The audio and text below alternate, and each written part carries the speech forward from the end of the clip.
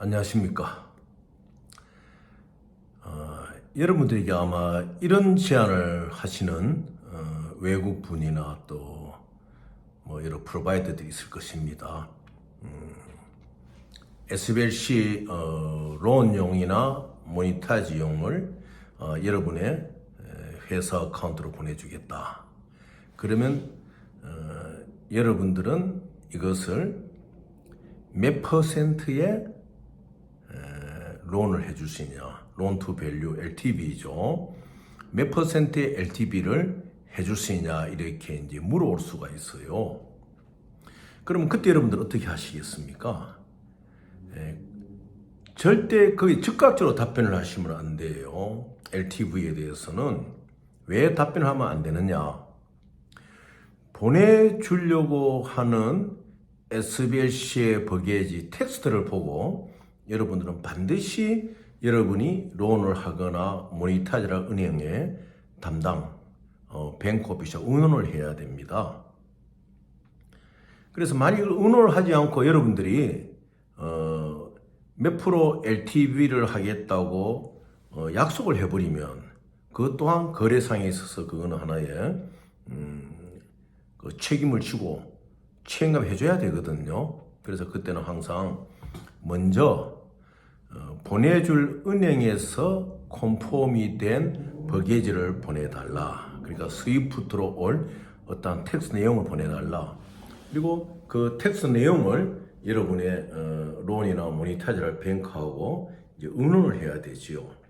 그리고 난 이후에 그 뱅크에서 그러면 이 텍스트에 대해서는 뭐 65%의 론을 해주겠다. 이제 그럴 경우에는 여러분들이 그대로 이야기를 해도 되고, 여러분들이 이러한 서비스를 해준 데 대한 어떠한 이익도 있어야 안 됩니까? 그 이익분을 이제 국제적인 룰에 맞추어서 몇 프로 이제 얹어도 되고, 아니면은 이 론한 가운데서 프로바이드는 몇 프로를 가져가고 몇 프로는 우리 회사에 프로젝트를 해달라든지 이렇게 여러분들이 이제 계약을 맺으시면 돼요. 또 어떤 경우에는 이 SBLC가 들어와 있을 경우에 이 SBLC를 가지고 PPP, 그러니까 Private Placement 프로그램에 돌릴 수 있느냐고 이렇게 물어올 거예요. 그러면 그때에도 바로 대답을 하시면 안 돼요. 무엇이냐? 여러분이 한번 경험이 있거나 여러분이 잘 아는 해외 프로바이더가 갖고 있는 PPP 프로그램의 퍼시빌리티를 안다 그러면은 그쪽에다 문의를 해봐야 되죠. 예를 들어가지고 산탄데 뱅크의 SBLC다. 이 산탄데 뱅크의 SBLC를 너희들이 받아가지고 몇 프로의 론을 하고 PPP는 캐시로 들어가는 거거든요.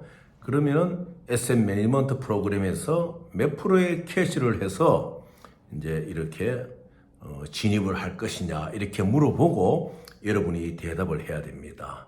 그런데 오늘 제가 여기서 말씀드리고자 하는 것은 물론 LTV를 여러분들이 결정하신다든지 PP 프로그램에 어떤 이 과정을 프로젝트하고 의논을 한다 이런 건 다 괜찮은데, 이러한 제의를 하고 난 이후에 여러분들이 이제 그 프로바이더에 호감을 갖잖아요. 그럴 경우에 이 스타일이 바뀔 수가 있는 경우가 있어요. 사정에 의해서 SBLC를 못 보내니까 103으로 우리가 인베스트를 하겠다. 이렇게 스케줄 이렇게 바뀔 경우가 있어요. 이제 그런 경우에는 대부분 이건 페이크 스토리거든요. 그래서 그럴 때는 여러분들이 그 바뀌는 걸 선뜻 응하면 안 됩니다. 어떻게 해야 되느냐? 만일 MT103 GP하나 MT103으로 인베스트를 하겠다든지 이런 제의가 있으면은 반드시 프로바이드에 대한 풀 디테일을 가지셔야 돼요. 그래서 그 풀 디테일을 가지고 여러분이 직접 보내주려고 하는 프로바이더와 컨택이 되지 않는다면은 그런 제의는 절대 받으시면 안 된다. 그리고 일반적으로 프로바이더가 1,000만 불, 2,000만 불이 넘는 금액을 인베스트 한다고 해가지고 이 뱅크에서 리시빙 뱅크에서 미리 이러한 금액에 인베스트 금액이 들어온다고 이야기를 하고 여러분이 갖고 있는 어카운트에서 충분한 상담이 이루어져야지 여러분이 그것을 리시빙할 때 아무 불편함이 없지. 만약에 그것을 미리 체크를 해가지고 내가 받고자 하는 리시빙 뱅크 오피스하고 대화를 하지 않으면은 그것도 상당히 이제 받기 어려워지는 경우가 있습니다. 왜냐하면 요즘 많은 은행들이 그 불안정 속에 들어가 있고 뱅크런이 일어나고 이러잖아요. 그 이면에는 뭐 군수산업가의 어떤 그 자본이라든지 또한 어떤 정치적인 의도에 의해서 자금이 빠지는 것도 있을 것이고 여러 가지 상황들이 많기 때문에 전 세계적으로 런더리머니, 세탁 자금에 대해서 굉장히 신경을 많이 쓰고 있거든요. 그래서 내가 받는 자금이 아무리 정당하더라도 이러한 런더리라든지 이런 쪽에 대해서 뱅크로부터의 의심을 받지 않기 위해서는 항상 제의하는 인베스터나 프로바이터의 제의를 그대로 리시빙 뱅크에 오픈하고 여러분 대화를 해야 돼요. 그럼 그 대화를 왜 하느냐?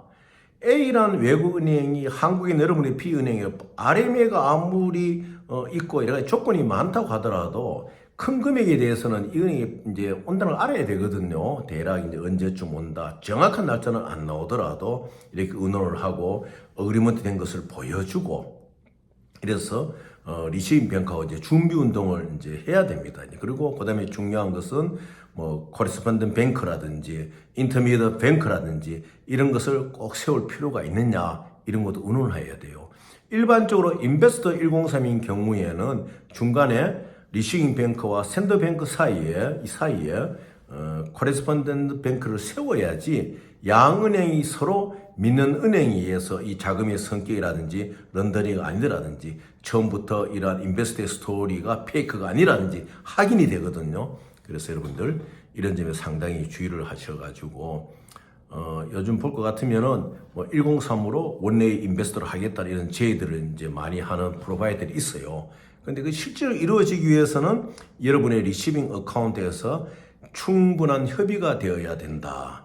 이것을 꼭 숙지하셔야 됩니다. 오늘 여러분이 말씀드린 가장 중요한 것은 뭐냐면은 MT103 원의 인베스터의 어떤 제의를 받았을 때는 여러분의 은행에서 여러분이 충분한 협의를 해야 된다. 이것을 항상 염두에 두시고 누가 제의를 한다고 해서 뭐 그런 큰 자금이 내 어떤 프로젝트에 들어온다. 이래서 어떤 이제 흥분하고 이럴 것이 아니고 순차적으로 첫째 프로바이더에 대한 CIS를 정확히 알아야 된다. 클라이언트 인포메이션 시트죠. 디테일을 확실히 알아야 된다.